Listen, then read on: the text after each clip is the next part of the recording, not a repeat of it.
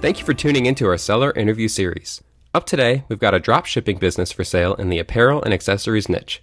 Created in March 2016, this business makes $2,169 per month in net profit, and the listing number for the site is 41074. We do these interviews to give potential buyers more information about both the seller and the sites they're looking to purchase. We hope these insights are helpful for you in making a buying decision. We've got the seller with us today to go through the business and cover everything from niche selection to traffic and monetization. How are you doing, Brandon? I'm doing pretty good. How are you? I'm doing really well, thank you. Where are you calling in from today? I am calling in from Canada, actually. I'm living right now in Ottawa, so I just moved there recently. I'm actually back home currently, but yeah, I'm located in Ottawa mainly. Very nice. I've been to Canada a couple times. I've been to Halifax and Vancouver. Nice. I haven't been to Vancouver. I would like to go. I very much so enjoy Canada. Anyway, so before we dive into the questions that I'm going to ask you, I want to go through and give a quick run through of the business. Yeah, sure. Again, it was built in March of 2016, has a monthly revenue of $4,670, expenses of $2,502 to make for a net profit of $2,169, and this is built on a 9-month average. Included in the sale of this business are the Shopify store, social media accounts for the Facebook and Instagram, an email list with over 8,800 subscribers, and payment gateway accounts, which include Stripe and PayPal. Brandon, can you tell us a little bit about your background in building and running online businesses? So it's actually pretty interesting. This is my first business that I've ever actually created from start to finish. There was one before this that was based on a similar model, but with a different product. It turned out to be a failure, unfortunately, but it only lasted for about a week or two until I found out about this niche and I jumped into it and really just picked up from there. And that one turned out to be a winner. And from there, I just continued to grow it until this point, where I feel I brought it to a point where I think the new buyer can really elevate it past the point that I can. Because like I said, I don't have too much experience. This has really been my first entry in, but I've learned a lot. I'm really happy that I was able to create and have this experience and learn everything that I have from it. But I think a potential buyer really can bring it past anything that I could at this point. You said that you had kind of delved into it before, but this is your first success. Yeah. You stumbled upon this niche and thought, oh, hey, I can make a business out of that. But how did you stumble upon the niche? Like, how did you come up with the idea to start this business? I was always kind of aware of this niche. Like, I already knew about it before I decided to create the business on it. But what actually incited me to start the business, funnily enough, was I was browsing Reddit on r/entrepreneur, and my main competitor wrote a post on Reddit explaining essentially the model of his business, pretty much everything. He just laid out everything, how he does it all, like just everything. And I read this and I already knew about the niche, and I was like, and I was starting my other business, which wasn't doing very well. So I said, this guy laid out everything. He laid out how to do it. I'm aware of this niche. I kind of know some things about it. So I pretty much just decided from there to jump right into it because I saw that it was a great, easy opportunity to get some money while I was still at the time in high school working, like a minimum wage job. And I really wanted to become a real entrepreneur. So I jumped in, and yeah, that's pretty much it. I decided I wanted to not work those minimum wage jobs anymore and work for myself. You started this when you were in high school? That's very impressive. Yeah. Good for you. Thank you. Yeah, senior year. Are you currently studying at a university? I'm enrolled in university. I'm on a gap year for now, so I'm taking a break for a year just to figure out exactly what I want to do. But yeah. Oh, well, very nice. Congratulations on getting started when you're in high school. That's a very big deal. Thank you. So it's a drop shipping business. Can you just take a minute and detail exactly what the process of making money is for this business? So the process essentially is just picking products that fit within the niche. And then the where you make the profits is you just set a markup, obviously, on top of the price that you would be paying for the item.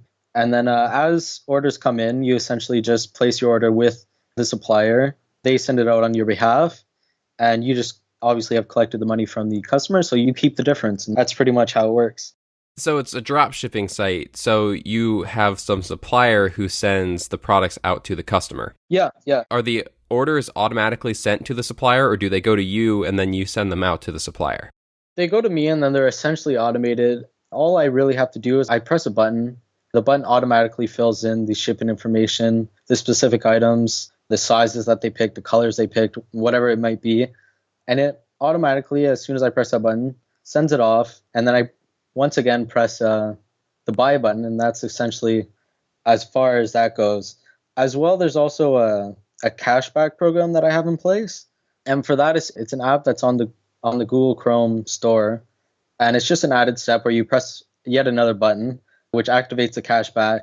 And then, yeah, so it's essentially there's about 3 buttons I would say that you press in concession to fulfill an order. And then you obviously move on to the next order and you just kind of work your way through like that. It really doesn't take that much time. It's not automated, it's semi-automated, but it's a real time saver, and it's not as time consuming as I guess a traditional drop shipping model would be, which is where you would email in all the orders at the end of the week or however you have it set. You can do it day by day or whichever you want, but it's pretty quick and pretty automated.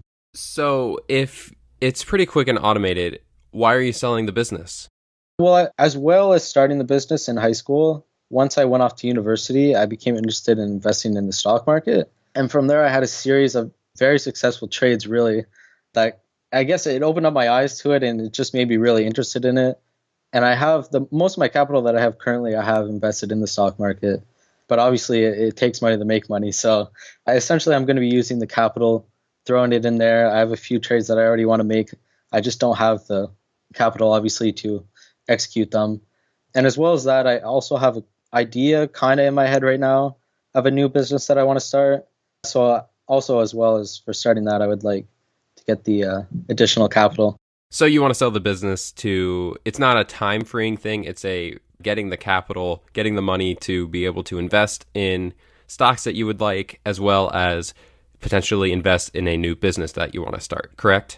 Yeah, it's just I've noticed like since I've been watching the stock market, obviously keeping track of things, and I've seen a lot of opportunities that I was like, oh man, if I just had the money and I could put it in, I could see these gains, and I've kind of had to watch them just go by me. So I'm really looking for the capital to actually be able to execute on my ideas, execute on what I see as a good trade. Business was built in March of 2016. So how long did it take to reach a steady profit? What was the trajectory of the business? I would say it was a couple months. It was really once we started getting to the Christmas periods is really where it took off and became its own thing.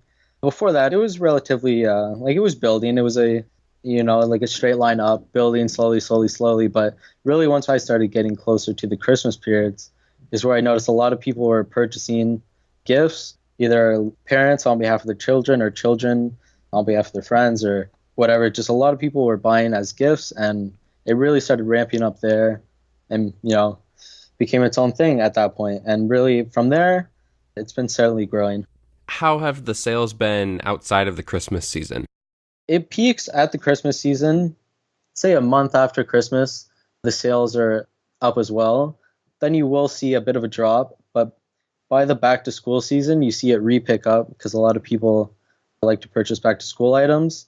And then that will take you to Christmas, which as well is a good period for sales as far as like you can have discounts and different things like that. And then that will bring you into Christmas, which of course is our best time of year. The first, I would say, the 3 months leading up to Christmas, and then Christmas itself, there's a lot of sales, surprisingly enough, on the very day, Christmas Day. Black Friday, obviously, is also very nice. And then for a month after that, and then, yeah, it just kind of repeats from there. Is there anything that you learned from this business that you apply to future businesses that you start? I would say it would be the SEO. This business really made me see how important SEO is because organic traffic, obviously, to a certain point is free in comparison to paid traffic. And that's something I really like. It's something that what it mostly takes is just the time to actually do it and the man hours to actually do it. But then it pays dividends in the end, and you see the rewards from the work that you put in, let's say a month earlier, you start to see them pay out. You said that you're getting that organic traffic because of the SEO. Is that where most of your traffic is coming from? Yeah, definitely the majority of my traffic is organic. So the majority is coming through Google. My business ranks for pretty much all of the niche keywords, or the keywords in my niche rather. My website ranks, I would say, either in the first, second, or down to fifth place, which is very important because most people who are trying to find this stuff are just searching through Google. So yeah, most people, that's how they find it. Are you using any special tools for the SEO? No, most of it was done by hand. Most of it was link building through social media websites, mainly Tumblr. That was the biggest one. A lot of link building through that. And so to the social media, have you had much success in building a name for yourself on the social media platforms? Yeah, I've been able to build up to 11,000 followers on Instagram. I've mainly focused on Instagram. I've only recently started focusing really on the Facebook account, which only has, I would say, like 200 likes or so on the Facebook page. But it's something that I would highly recommend the new owner focuses on. It's something that out of all the skills that I've had for this business, it's definitely the one that I was lacking the most was the social media. So I definitely recommend that the buyer look into that and really focus on that. Is there a reason why you didn't try to do the social media, or was it just a time constraint? Yeah, it was just a time thing because I've pretty much throughout this entire business, I've been in school, whether it was my senior year in high school or my freshman year at university. So it was mostly just a time thing. I didn't have the time to actually do it. So you were a high school kid who started this business and carried it into the freshman year at university. So, like you said, you were inexperienced. This was your first business. Is there anything that went poorly when growing the business? I guess I would say it probably would be the social media. As I said, like I haven't been able to put as much time as I would like into the social media.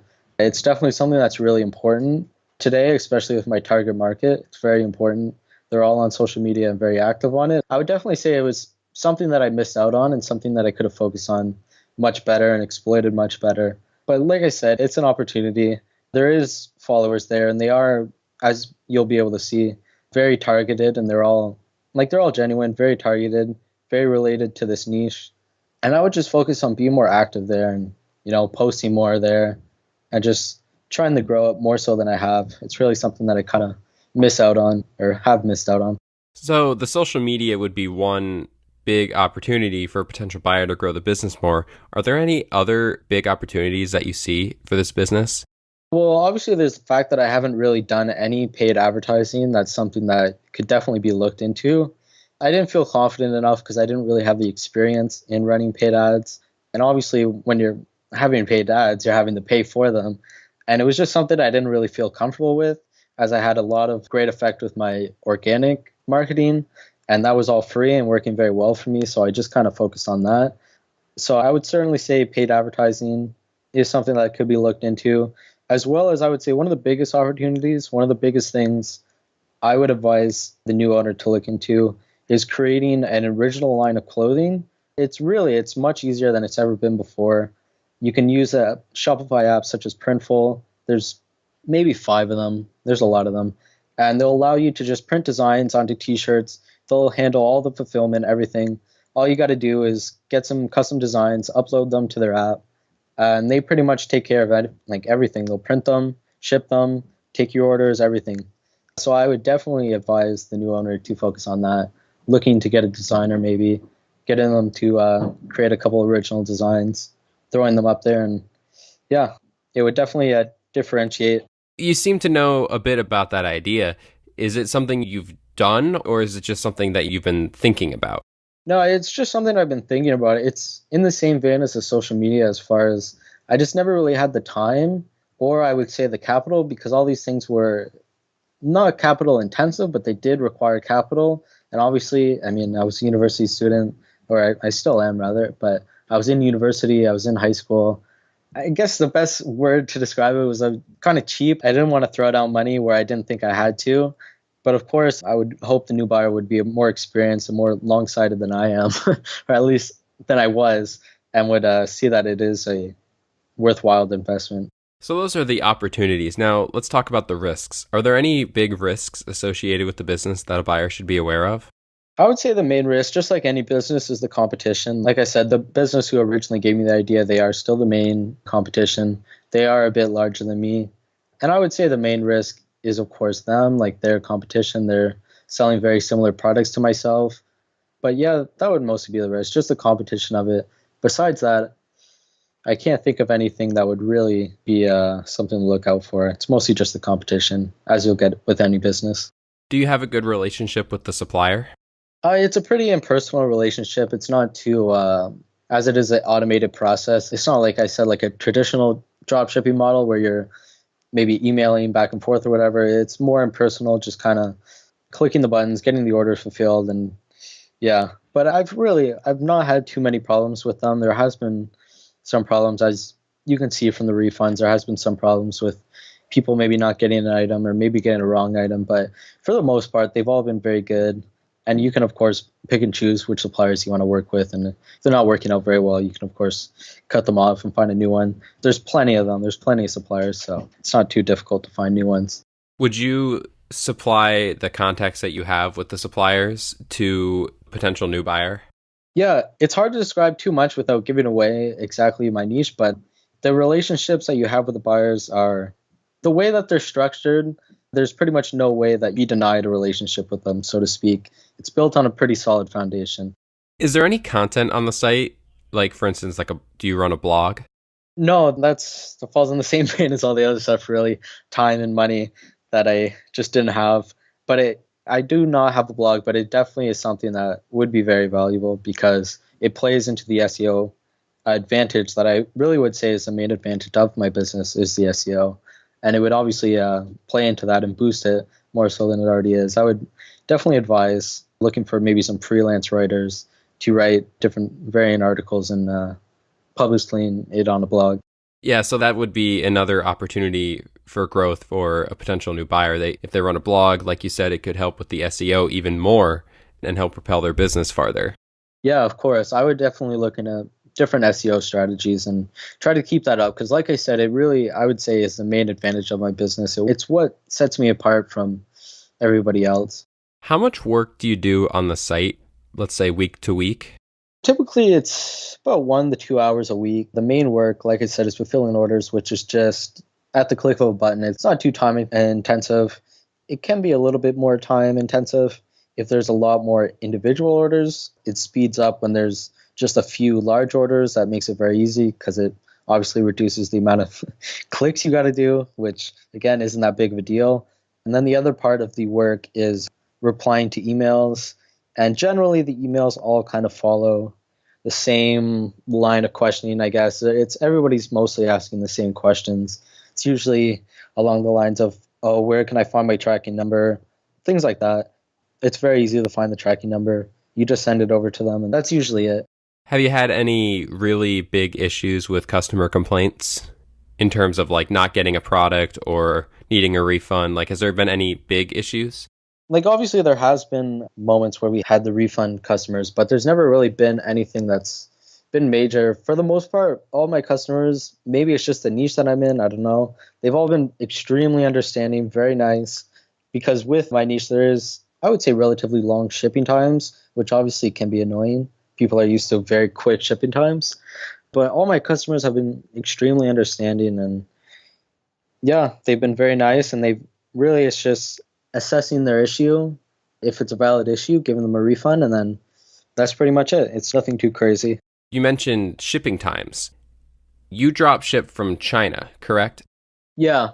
So that's where the shipping really comes in. That's as well why making an original line of product is advantageous, because with that you can cut down the shipping times dramatically because those would be shipped out of the US. But yeah, unfortunately it is all coming out of China, and there is not excessively long shipping times, but just longer than people are used to now. Obviously with Amazon Prime, they're used to getting their stuff in like the next day or within the week sort of thing. To our US customers, the shipping is much faster. They get it much faster than our international customers. But yeah, it is one of the disadvantages of a dropshipping company such as mine. What other countries do you currently sell to? We sell everywhere. At this point, I think I've literally had a customer from definitely every continent, and I think almost at least minimum half of the countries. I mean, we ship to Africa, we ship all over Europe, definitely every European country we've shipped to.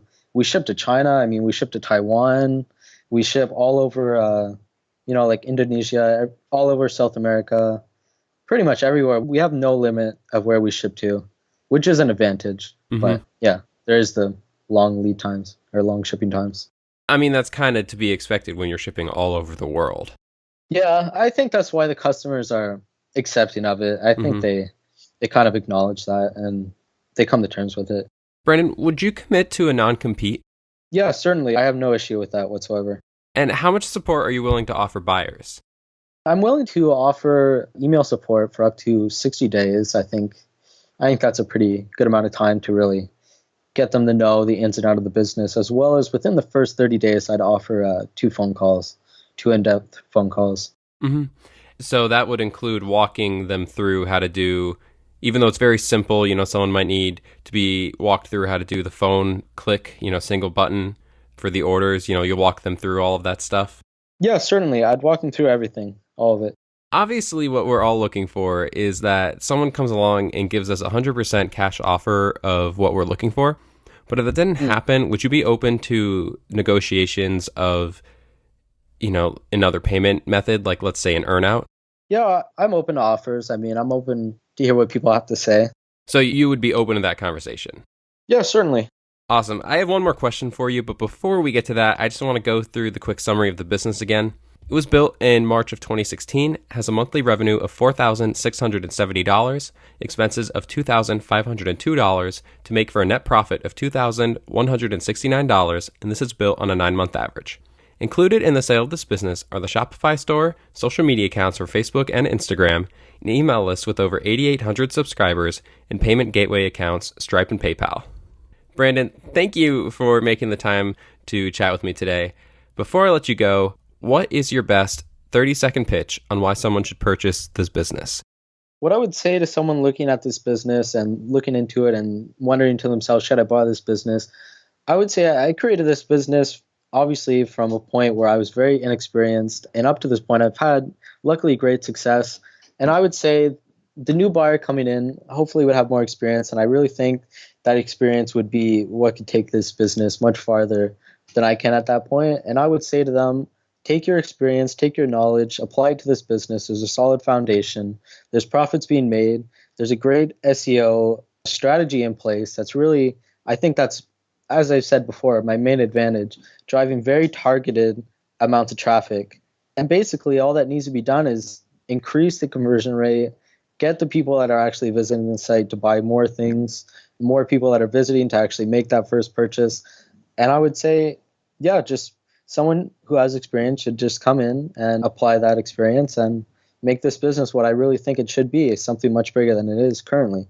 It certainly sounds like this business has untapped potential with a great foundation, with the SEO laid out for it, with plenty of opportunities for someone who's experienced in social media marketing, with paid advertising, with blogging. It just sounds like there's plenty of opportunities for growth, and I'm sure that's coming across here. Brandon, thank you so much for taking the time today. I really enjoyed our conversation. Of course, yeah, I've really enjoyed it as well. If you're watching this on YouTube and want more information, the link will be below the video that will take you to this marketplace listing. If you're watching this on the listing site and want more information, become a depositor today. All you have to do is click the button, make a refundable deposit, and you'll be given everything you need to review this business. Have a great day.